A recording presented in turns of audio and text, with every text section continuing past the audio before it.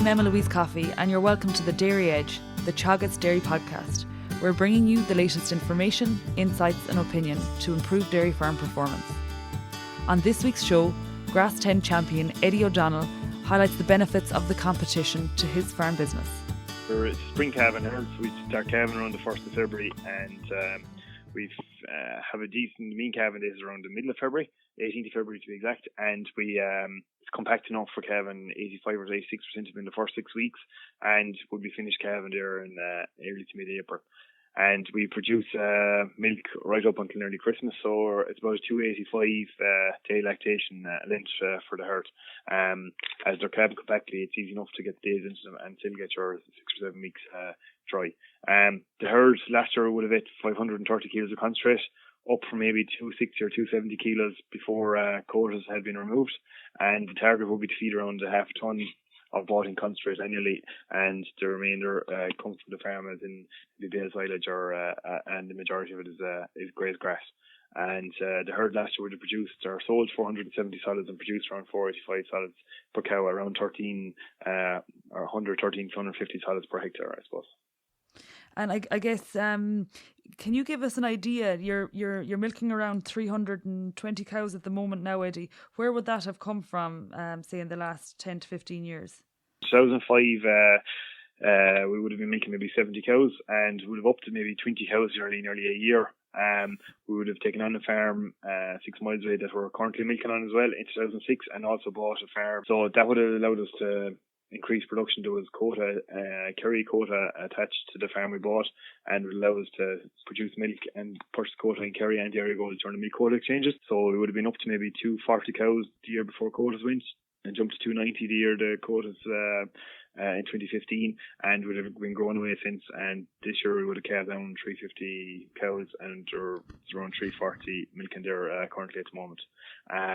So I suppose the herd has grown a fair bit, and also would have changed type of cow.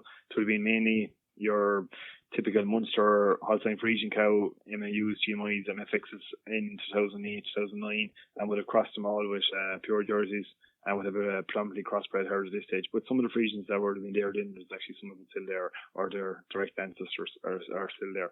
So we would be using Friesian, pure high EBI Friesians jerseys and Kiwi cross bulls on the herd the past 2 years, and we'll be happy enough with the stock we're getting on the ground at the moment anyway. You mentioned that you went crossbreeding in 2009. What factors contributed to this decision, Eddie?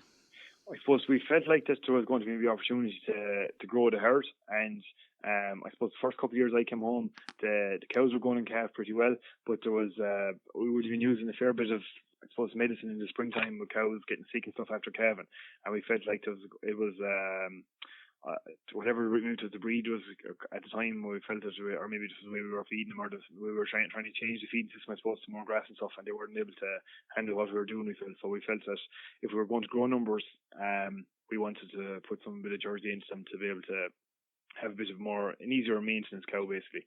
That a cow we want really on the farm is a cow we see just basically did calf away from when the calf was born, put her back in calf, and dry her off and calve her again. So we're looking for a cow that we don't really see, I suppose, on the farm.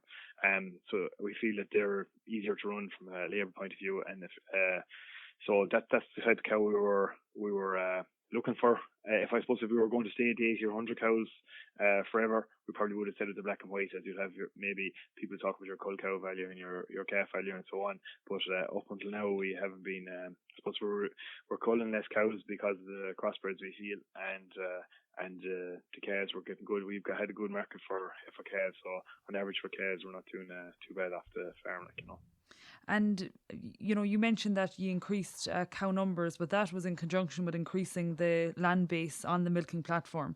Did you see that stocking rate has increased over the years? Yeah, so when I came back first, stocking rate on the milking platform, there was 24 hectares at home, so it's around 3 cows a hectare. So today it's probably the same, so it hasn't increased drastically over the time. It would be just the milking platforms have been always stocked decent enough, and we would have been finishing all the calves and buying extra calves even at the time when I came back first, finished maybe 100, 120 cattle a year, as well as milking. So I suppose the beef enterprise would have been phased out of the farm and cows would have replaced them. And the milking platform would have grown from 24 hectares in 2005 to up to maybe 50 hectares in 2006 and right up to 116 currently. And that's so I suppose we've been increasing stocking rate as the grass growth has allowed the stocking rate to increase, and the cow numbers have gone up with grass growth, so that we're not buying feed to fully feed a cow, if you know what I mean. We're growing enough grass to feed a cow predominantly. And also then just to pick up on the back of stocking rate, you're feeding a very low level of concentrate at roughly 0.5 ton last year, but this has increased substantially, like from a very, very low base of say 260 270 kilos of concentrate. The additional concentrate that you're feeding, is that extending lactation in the autumn, or when are you feeding it? Yeah, it is. I suppose before the quotas were gone, you'll be dry there the middle of November, especially for the last couple of years, and you might be on months there from September to back into the year. So you'll be putting no feed in the autumn at that stage. So the quota or the milk used to be, or the feed used to be all fed in the spring. So we start off maybe feeding 3 kilos for the month of February, as appetite in cows is low enough, we feel, at that stage, and we're trying to get through ground to get a certain percentage of the farm grazed anyway in February. So there's plenty of grass allocated in February. So we feed some. For the 2017, now we would have had to up it to 4 kilos maybe for the month of March, and probably in 2018 just gone by would be up at 6 kilos for the month of March this year due to the lack of grass growth during the month. So I suppose the majority of it goes in the February, March, April period, and off it in again maybe 4 or 5 weeks into breeding. It's just covering calmag and minerals for the first few weeks of breeding, off it in again for the summer months, and back on it maybe late September or maybe earlier September if we have to try and build cover. But I suppose we're putting feed to feed a wedge rather than feed a cow as such, as regards or hit our targets for our grass plan for the year. The feed goes in to fill a gap or fill a deficit, or to help us get extra surplus out of the system. So I think we've a great idea of the farm system, and I suppose why we're really interested in talking to you today, Eddie, is yourself and your dad Denis were the Grass 10 champions for 2017, and I suppose we're looking to get an insight into what prompted you to enter the Grass 10 competition last year. Yeah, I suppose like all competitions, if you enter, you're going to give it your best shot, and to do that, you obviously have to do a bit of homework beforehand as regards what you feel people might be looking for. But I suppose a lot of the judging is done before they ever come near the farm, as regards the figures are taken off pasture base for the previous 3 or 4 years, so they have all that information, or ICBF or whatever. So but I suppose if you people coming onto the farm, you're going to try and put your best foot forward, so you're going to do a bit of homework yourself and look at your soil fertility more closely, and we would have had soil samples taken the previous autumn in November 16, and the same again in November 14, and they'll be taken again in November this year. And we've been putting fertilizer plans in place to match that, and I suppose we were trying to show that to the judges when they came out, is that we have different colour codes on the paddocks in the parlour, so that we try and stay away from there's not too many Index 1 or Index 2 paddocks there's I think only one Index 2 paddock on the farm for P, but K, there's a couple of them Index 2 for K. So we were trying to stay away from taking any silage or bales of any description off them, or even topping them, and just keep the cows on them, and maybe focus on soil water on them. And that's up in the parlour, so no matter who's maybe spreading the soil water, contractor or ourselves or whatever, that you can say that, and they can see what the reasons for it. You can explain to people, easier students or whatever, why you're doing such a thing. So we just felt it was going to be a benefit to us to enter it, and sure there was prize money attached, and if you're lucky enough to win it, it's always nice. And they were the main reasons supposed we entered the competition, but it was supposed to get us focused more on the grass, even more the sort of we were at the time, And following on from that, your farm was assessed on paper, and then you had, several judges called out to the farm. What were the main aspects that sold your farm and essentially crowned G Grass 10 champions in 2017? I don't know. I suppose the Grass 10 competition, the title of it is, or the Grass 10, the whole idea behind it is to utilise 10 tonnes of grass per hectare and to do 10 grazing rotations a year. And the home farm here would have done 10 rotations for the past couple of years, grazing rotations, and maybe another half to full rotation of silage when you work it back off the farm as well. So you've been nearly going around the farm 11 times in 2017, I think 10 and a half times in 2010, and over 10 times again in 2015. So over the last 3 years, you could say we've been doing that, and maybe it was 9 times maybe in 2014.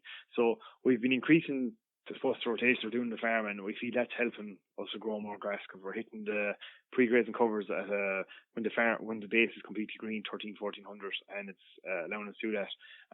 So that was probably one of the things. And then I suppose we had good plans for our soil fertility, and that probably helps as well. And the infrastructure on the farm has been invested in as regards extra water tanks down through the years, water system, and also we've lots of roadways on the farm as regards, so it helps us to get out to graze in the shoulders of the year fairly intensively. And talk through the benefits of entering the competition for ye as a farm. Yeah, so I suppose anytime you have judges coming onto the farm to assess things, they're experts, and there were from different areas of, I suppose, industry or agri, and the judges were based. So I suppose they question you on what you're doing from the grass to the financials. So it's always beneficial to get questioned that it puts you thinking, and so you're learning from that. Like, so we would have felt that it was very beneficial to have the judges on the farm for that, and even preparing for the when we were lucky enough to have won it, preparing for the open day there in the springtime.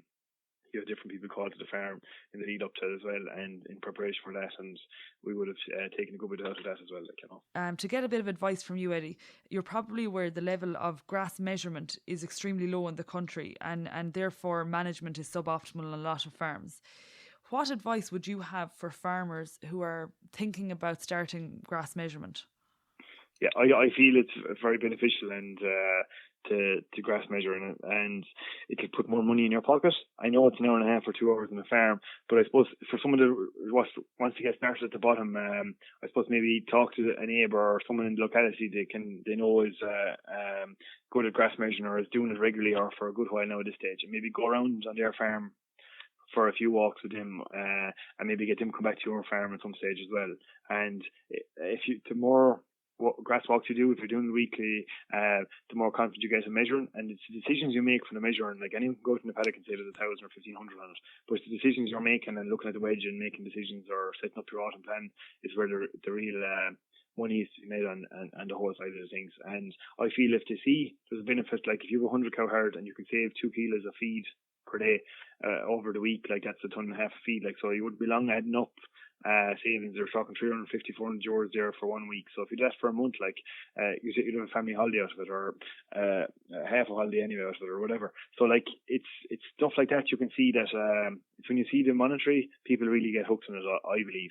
And like there's grass coaches and chartered grass coaches there, so maybe contact your dairy advisor maybe and look to get in touch with one of them. And like Abigail Ryan used to do it through Germinal and Teagasc years ago, and it was they used to have our pilot farms in the area, and they could 10 or 15 farms come together once a month and use, or every 2 weeks, to get great benefit out of it. You mentioned the monetary value, Eddie. You were saying, 2 kilos a day, and you can put a figure on that. And I remember reading a few years ago in Irish Grassland Association magazine, you mentioned there was a benefit of your grass walk each week of, say, €215. Has that increased over the years, or is it still roughly the €215 you'd save? Yeah, so at the time I remember that was 2007, I'd say that paper was on for, and so I think we were making 90 cows in 2006. So how that figure would have come from, or where it would have come from, was we would have taken this 3 or 4 years previous starting to grass measure on the farm, and worked out the feed and fertilizer costs for the farm, and also the milk returns, and we would have done the same for the following 3 years we started measuring, and we would have taken half the benefit on the milk side, but we would have taken all the cost savings down to grass management, and we ended up basically working out that for the 90 cows was worth us €215 a week for walking the farm. So it was worth over €10,000 or €11,000 to the farm to say 40 walks at the time on the farm. So like obviously as numbers have scaled up, the returns wouldn't have diminished anyway on it, we feel like, And I suppose, talking about starting grass measuring, if we look back, when we were on your farm earlier this year, you were measuring at that stage for 14 years. There weren't many dairy farmers measuring grass 14 years ago. What gave you the idea to start? That would have been in a dairy mix discussion group in Moorpark since the late 80s, which would have been facilitated by Pat Dillon at the time, and I would have joined it maybe in after finishing college, maybe 2001 or 2002, and Mick Donovan and Noel Byrne would have taken over at that stage facilitating the group, and I suppose we would have the group would have, at the time, would have been maybe, there's about 20 farmers in the group, would have had an average herd size around 70 or 80 cows, and that would have increased maybe to 240 or 250 as an average across the group now at the moment. And we felt that if fellas were going to try and get their things in order, they had to get the grass right and get the financials right and lead on from there. It's supposed to be technically very good as what the target was at the time. So we would have really focused on grass measuring in late 2003, early 2004. So that's why we would have all focused on getting our paddock size and so on. That would have been growing a lot of grass in the farm, and the farm would have been high in P&K. When I came back, I suppose, to start measuring or whatever. So all I did basically was put figures on it, and maybe we changed different targets in for spring and shoulders and stuff. And the farm would have been stocked, as I said, at 3 cows a hectare at the time, so there wouldn't have been grass wasted either. So everything would have been cleaned out pretty well. So in spring 2004, actually Brendan Horn would have called to the farm a couple of times, and on his way home from Moorpark on a Saturday morning or whatever, and he would have walked the farm with me, and at the time there was 24 hectares, so you get around in an hour, you had the cover and all done. So I found that, and other lads would have went to other members of the group, and we found it was beneficial. A bit like back to what I was saying earlier on about buddying up with someone that if you have a second person doing with you that has more experience of it than yourself, you'll pick it up quicker than you will on your own, because you won't have the confidence to go out on your own and try and learn it from scratch. I feel obviously if you've gone through 4 years of college course or whatever, you'll have done some of it at some stage, but I still think you've benefit out of talking to someone that has done it experience. And there would have been other farmers, I suppose. Denis Cochran in Clonmel wasn't that far away from us, and he would have been on the grass watching the journal, I remember, back at that stage, but he would have been measured maybe 7 or 8 years or 10 years at that stage, and there was plenty people around that would have been at it, that you could supposed to pick up the phone or talk to. So that's where I feel that there was the numbers might have been small, and they're probably maybe still small, but it's up to the farmers that are measuring at the moment to try and encourage people that aren't to get into it. There's probably only 500 or 600 that are actually doing it every week, a dairy farmer out of 18,000, or maybe if you put in the beef and dry stock farmers, probably another couple of hundred. So it's very small when you look at the numbers in the country. So, and it's especially in a year like this, and we see the fodder prices back in the springtime again, like the benefits of it are massive for the country as a whole. The extra money to stay for free it's a lot, like, And I suppose the second bit of advice that I'd be looking for is, there are a lot of people considering entering the competition, and the closing date is imminent. What sort of, would you go for it? Yeah, I would, and by entering the competition, you'll learn more, and you'll get feedback anyway. I'm sure. So talk to your advisor or whatever, and just enter it. And the preparation for it, you'll learn more from it. And if you're lucky enough to get shortlisted and so on, or to go on and win it or whatever, you get loads of feedback onto your farm, and it's definitely worth it. From the whole grassland management side of things, it definitely benefits you, and benefits you right across your farm and business, really. That's it for part 1 of our interview with Eddie O'Donnell.